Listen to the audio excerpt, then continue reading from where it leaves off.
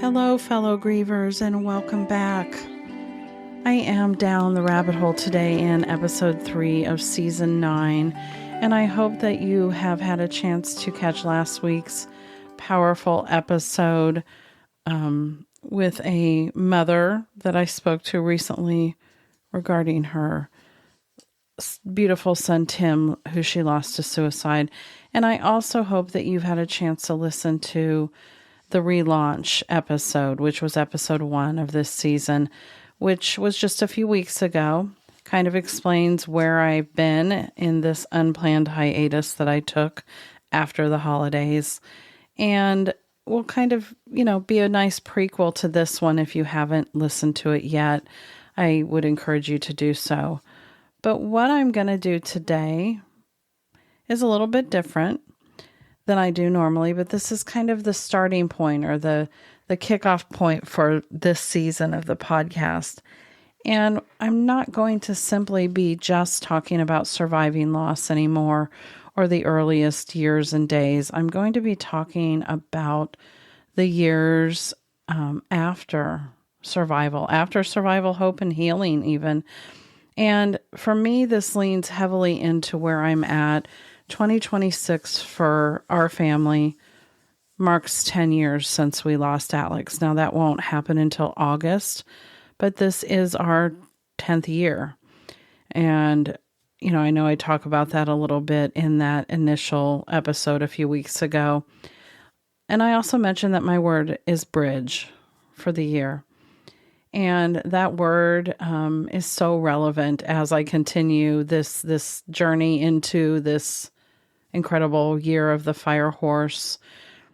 And I'm finding that I'm crossing and building so many new bridges to who I'm becoming, to the next place of who I'm becoming. And so for me, this is part of that movement of transformation and being able to share that with you to hopefully create a space to let you understand some of what may be to come for you, or to give you a place of reflection if you yourself are 10 years far in or further. And just a place, as always, to not feel alone in this journey after suicide loss, especially if you're listening as a mother. So the giant existential question for all of us grievers: do we ever quit grieving? And I think what we really mean when we ask that is, am I going to feel like this forever? The hard truth is that grief doesn't end, and this isn't something that we just resolve or get over. So no, we don't quit grieving, and this doesn't feel like this forever. So I kind of want to talk about some of the core principles of early grief in this first episode and kind of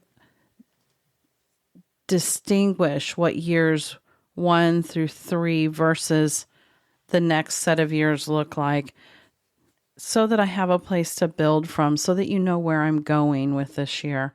So for me, when I started the podcast, I was 4 years in. That's almost hard to believe now that I have been doing the podcast more than half of this journey. But when I started doing it, for me, I was able to put the words survival, hope, and healing on years 1 through 3. And I always use the term ish because nothing is exact. Year 1 is pretty much the year of survival. We're in shock. We've had an extreme trauma. There is kind of a fog and a cloud that follows us through all of those first year marks. And there is something about the turning of the calendar the day after the 1 year mark of the loss of our loved one. But years 2 and 3, I realized nobody follows an exact same path. This is anything but linear and anything but neat. It's 100% complicated and different for all of us, but there is a lot of connection that people find in those first 3 years that I have dubbed survival, hope, and healing. And I just want to be sure, if you're new to the podcast, that you understand when I say healing, I'm not talking about that resolving, because I've already said we don't do that.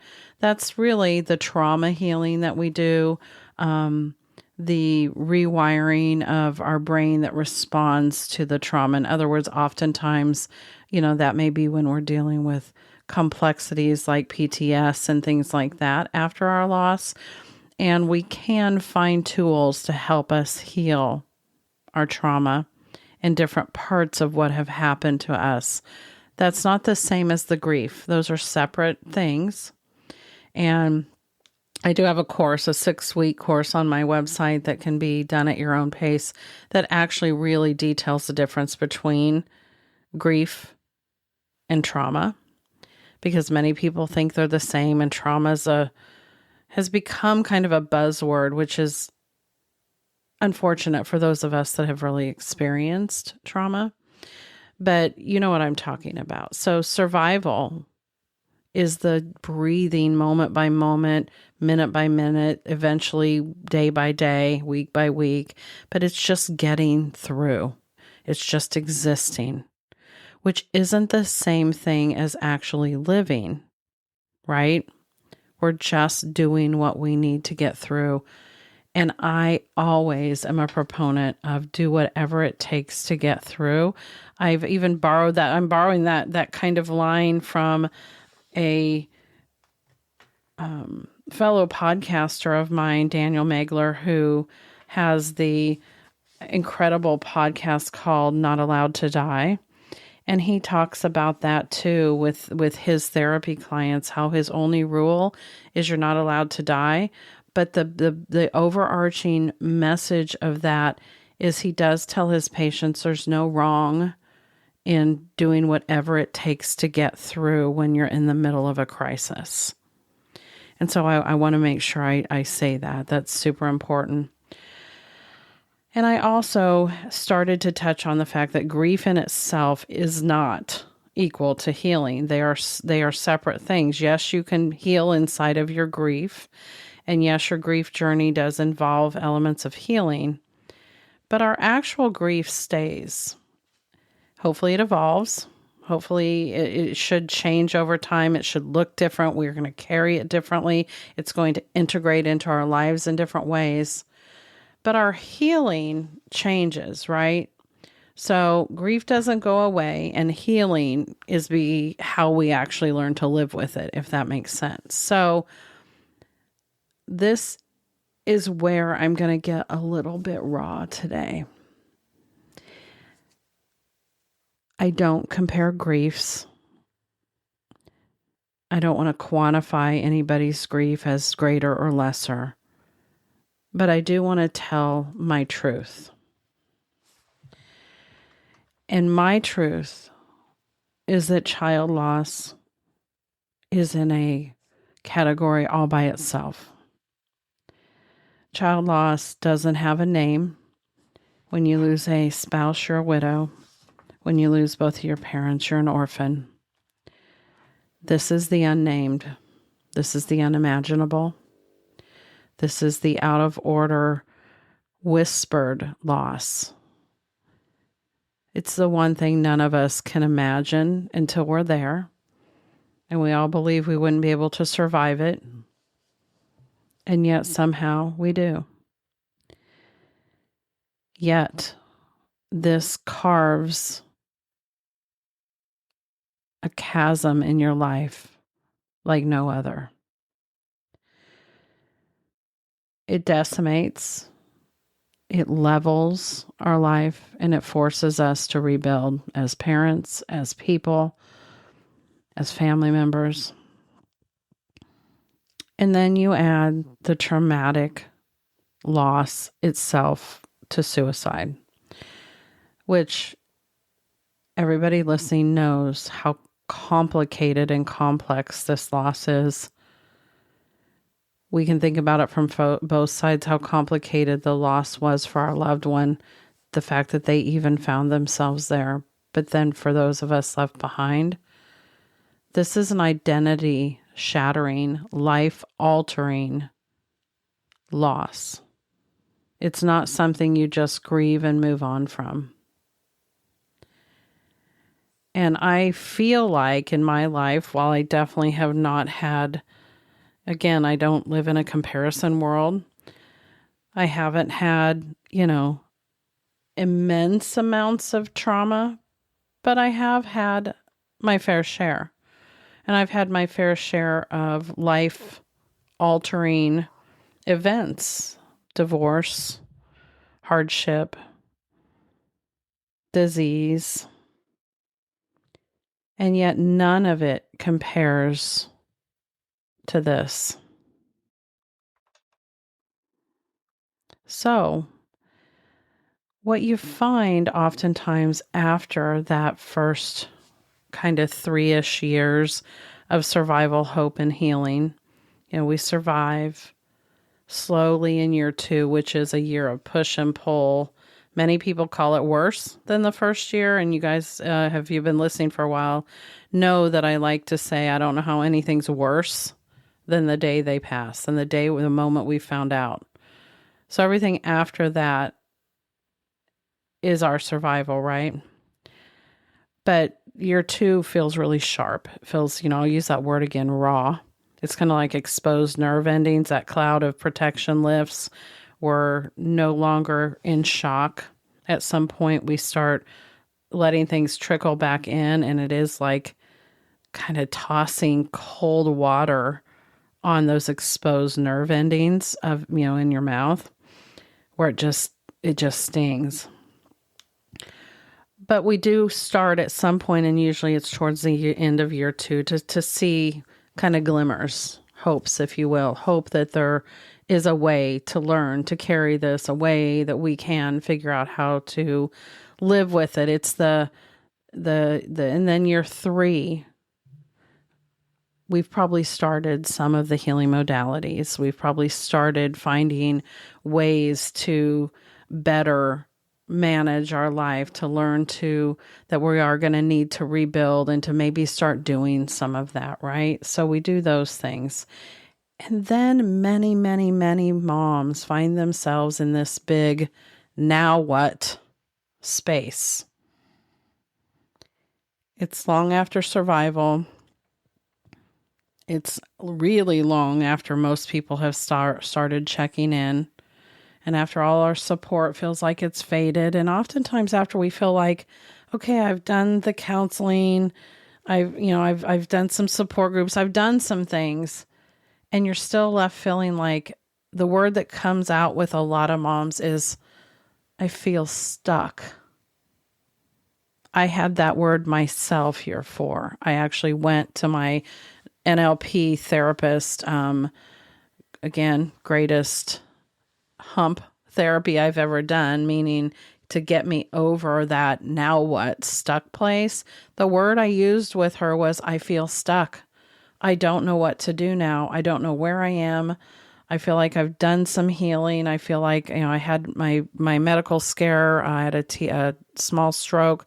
It kind of woke me up to realize I had to get more active in my healing of the trauma. And I just was left with this overarching feeling of I don't know where this goes from now, because I think there was a part of me that was still subconsciously anyway thinking there's going to be some relief at some point, meaning this will resolve itself and I will quote unquote get back to my former life, my former self, fill in the blanks. And it's about after that year 3-ish mark that we start to realize, oh, that person's not here anymore. That life isn't here anymore. And nobody really prepares us for once we've survived, but we really don't know who we are or how to live now. And the rest of the world thinks we've moved on and that we're fine. And inside, we are far from fine. And it's not like I haven't realized this before. And I know I've probably tackled this in episodes a little bit for sure. But along with my hiatus and realizing that year 10 was landing different, part of what I've decided to commit myself to is talking exactly about not just early grief and not just surface level healing, but going deeper. How do we live with this forever? How do we rebuild ourselves after everything was leveled? And is there any sort of good life out there? Is there any sort of hope? And I know I have talked about those things, but part of the reason this question landed on me was in this couple of months that I was in my unplanned hiatus, if you will. Part of the question swirling in me, first of all, it took a while for me to figure out what was going on. It took a while for me to figure out that I had been, hit with the brick wall of it's 2026. How is it possible that Alex has been on the other side for 10 years? How have I not had one of his hugs or heard his voice for 10 years?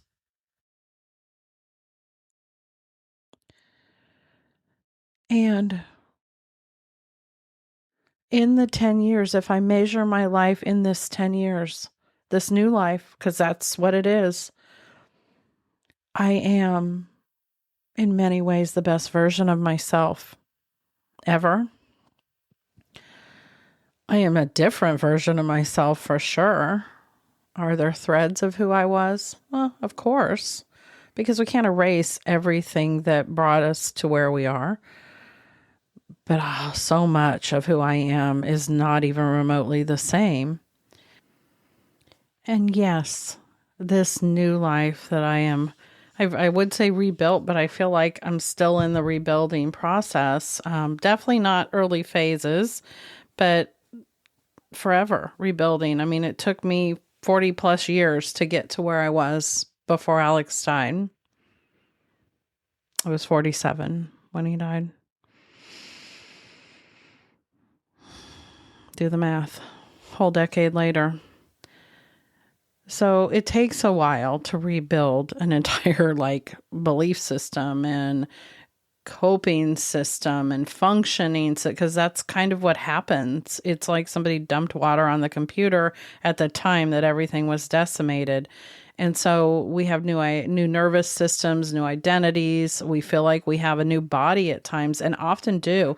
Physiologically, we change. This changes us in ways that most people don't understand. And our beliefs can go completely a different direction from where we are.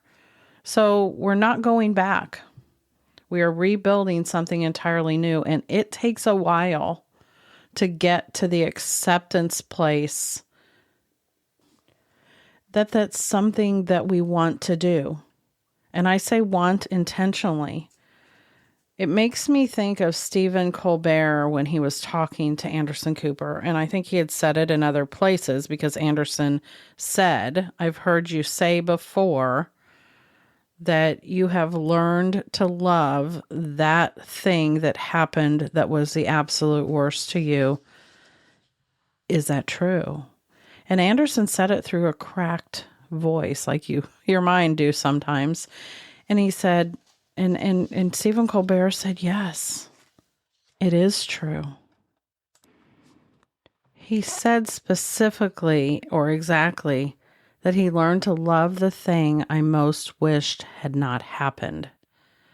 And he says that because he said it shaped his ability to experience joy and love in the present in a way he could have never done before. And boy, I mean, I agree with him. I don't know if I would have 5 years ago, maybe not even 3 years ago. And that doesn't mean I've learned to love that Alex is dead. Because I don't. I hate it. And it's my reality. I have face to face acknowledged and still do acknowledge daily that Alex is gone. Physically, from this world, he's gone. And he's always here. And even as I said that now, I think about how it feels so different than what it would have felt to say that even just a handful of years ago. Because I have grown such a depth of connection with Alex in spirit that to say Alex is gone almost feels like a blatant lie at this point, because I know the opposite is true. He is far from gone. His energy, his spirit, his soul is ever present as it always has been. And my ability to be in touch with that, to feel it, to ask for specific signs, to receive guidance is getting more and more dialed in every day. And boy, that in itself is such a gift. And Stephen Colbert talked about the gifts that come from something like this. And boy, that's a hard thing to wrap your head around for a very long time. So yeah, what I want to do this season is go into the hard, raw space of living with this forever and what that looks like. And that means I'm going to be talking about that intentionally, building on it, talking about what that's looked like for me, what the years after years 3 and 4 look like, what it's been like, especially for this last couple. And hope that that brings you some insight, a way to look at how one person is doing this, because this feels so lonely, right? So this year, this season on the podcast for me is about crossing a bridge, not away from grief, but a way forward with it. Next episode of Down the Rabbit Hole, I will go into that when we cross into the what now space. When we cross into the stuck space, I'll go deeper into that to help you recognize what that looks like and what action steps you can take to start gathering what you need to rebuild. So I've also created a space in this new season where you can leave me a voice message. I do believe it caps them at 5 minutes maximum, but you can leave me a voicemail. And if there's something that you're wondering, something that you're carrying that you would just like somebody to bear witness to, you can share it there. There may be times that I actually call for feedback in an episode, but today I'm just letting you know that that space is there. And I would love to hear from anyone at any time, especially if you would like to say your person's name or give me a thought or suggestion on anything that I, might talk about or address on the podcast. Know that I could bring your thoughts and suggestions into future episodes, but I will always keep your identity anonymous. And a lot of, by anonymous, I may say, this is from Tim's mom, or I may say this is from, Molly H. But if you don't want a name mentioned, please just say so, and I will always respect that. I would never give details, last names, any of that. So please know that it is a safe space, and I will proceed with the utmost privacy in using this tool that I hope will be valuable for us. So if you're really early in your grief, I know this is going to sound overwhelming to be talking about the later years. I promise you won't feel like this forever, but you will always carry this. And part of my plan is to help you know how.